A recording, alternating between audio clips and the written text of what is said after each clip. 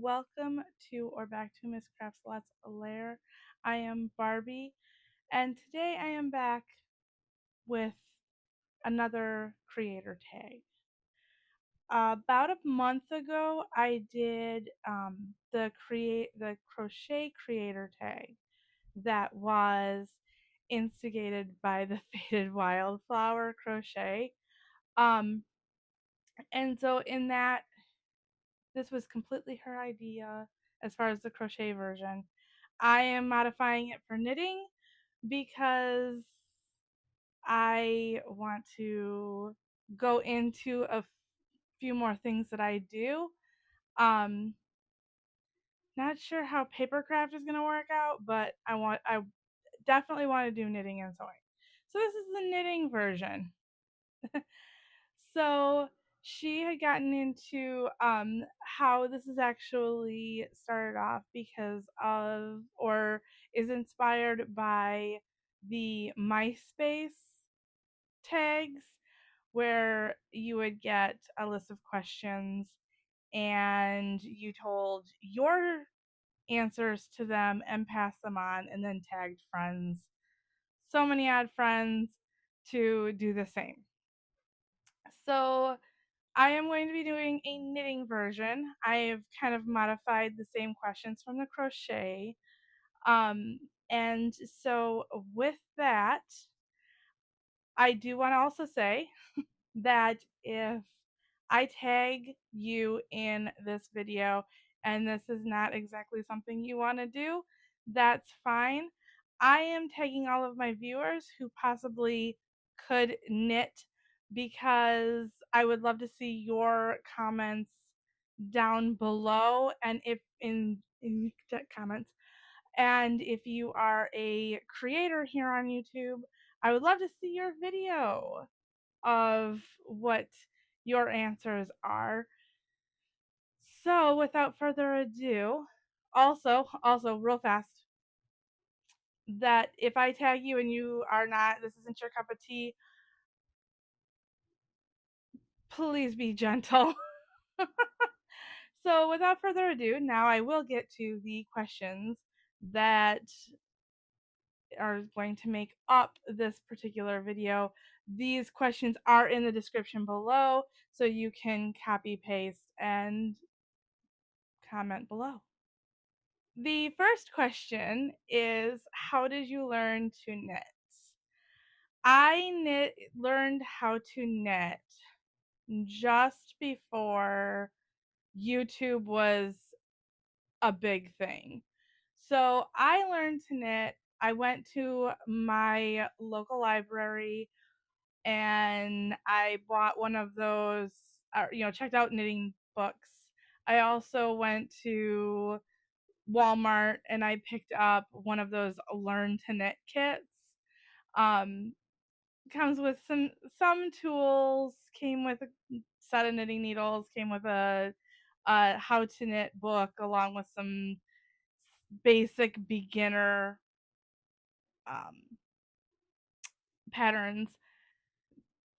The reason why I wanted to get into knitting was I had already been crocheting for years at this point in time, and I found on the internet because I don't even think at that point in time Ravelry was a thing, but I did find a pattern on the internet for this really cute dress that I wanted to make for my daughter, but it was knit and it wasn't crochet.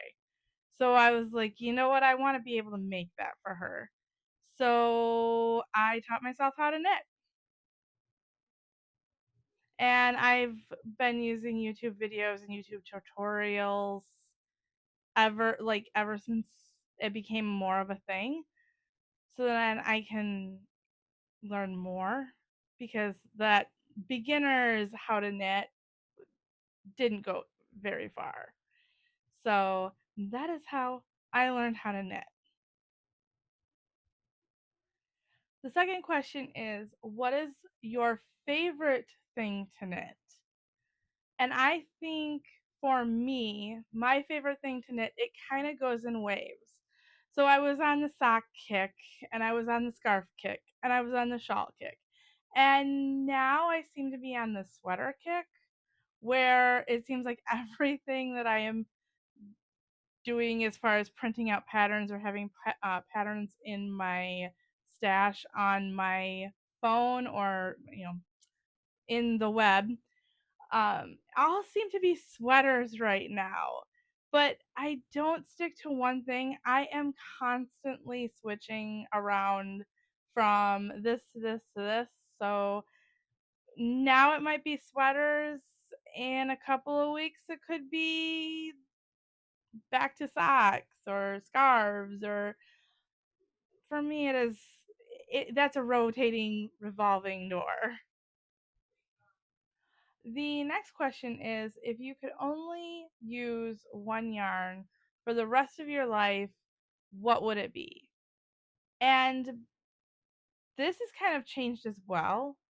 I used to be one of those that loved to use Red Heart for the fact that that was available. But that was in my teen years, maybe early 20s. And since then, I have found different yarns that I like. Um, but I would probably have to go with either Big Twist Value Pound Plus if I can find it anymore. And also, I would be very happy with Lion Brand Pound of Love for the rest of my life. However, I have already started to dip my toes into the hand dyed yarns and stuff. So it would be hard. But I think I could survive with Lion Brand Pound of Love for the rest of my life. The next question is, what is the weirdest thing I've ever knit? Honestly, I have not knitted very much that's really off the cuff. That's mainly my crochet because I feel more comfortable with the different stitches and making things work. Knitting, I don't know. I don't think I've really the weirdest stuff I've done in crochet. It's not knitted. So that's a hard question. What is something you will never knit? And for me, never knitting anything too risque. I know that I've seen stuff for men's underwear and other stuff, and I don't see me ever, ever knitting anything like that. No, no, not for me. Not for me. I'll keep to my I'll keep to my shawls and my sweaters and such. Um I don't know. And one of the things that I probably would say, this is kind of an add-on, that I would probably seriously not be that interested in knitting shorts. Probably more likely to knit a skirt than I am knit a pair of shorts, because that just seems also kind of wrong to me. But I have seen some really, really nice shorts and pants that have been knit. So I don't know. It's one of those, I can't say I'll never do it. I don't know how well it would look on my body, but I can't really say that I'm not willing to try it. Where do you get your inspiration? My inspiration for the projects that I do and my new knits, that my patterns and stuff, would probably come from a very wide range of places. Um, and sometimes it's just something pops into my head and I'm like, I wonder if that could be done. I do have a top that I wouldn't mind attempting if I can find like some ideas on how to create different parts of it, because I do need to learn some more stuff before I tackle that shirt. Um, but I my inspiration comes from anywhere and everywhere.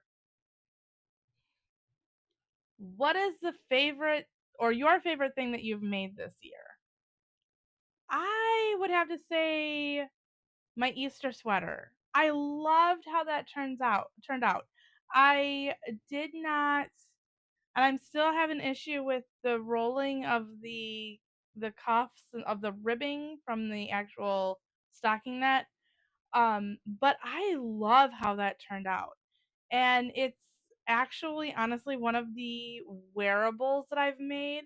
The first wearable that I've made that I actually like reach for because I want to wear because it is I am so happy with it. What are your knitting plans for the future that you're excited about?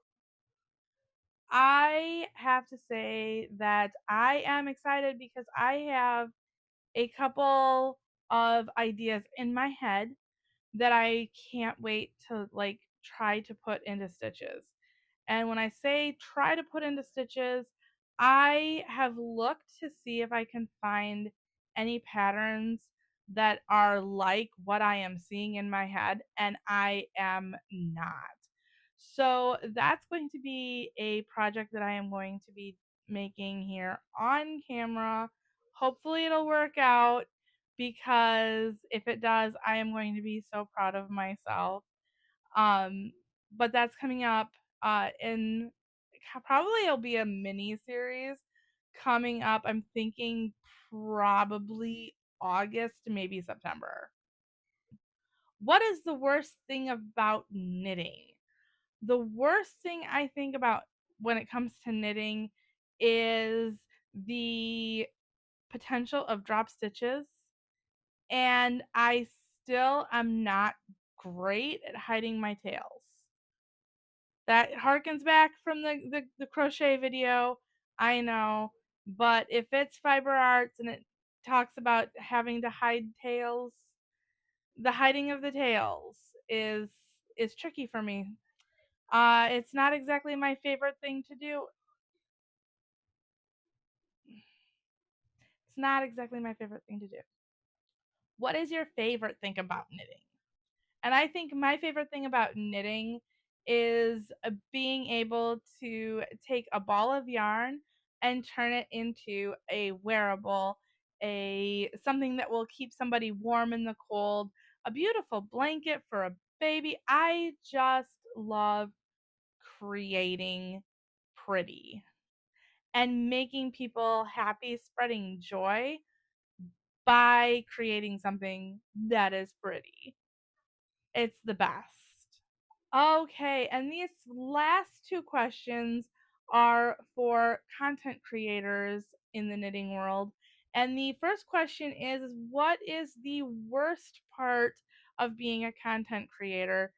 And I had have to say the technical issues and the trying to find a time to record where yeah, no interruptions because that can be difficult. Um, Also, like having to have the skin in order to deal with like the comments, the more critical comments that may not have been worded nicely. Um, and it could be that it's just the way that my brain is perceiving how they're typing it, but that can suck sometimes.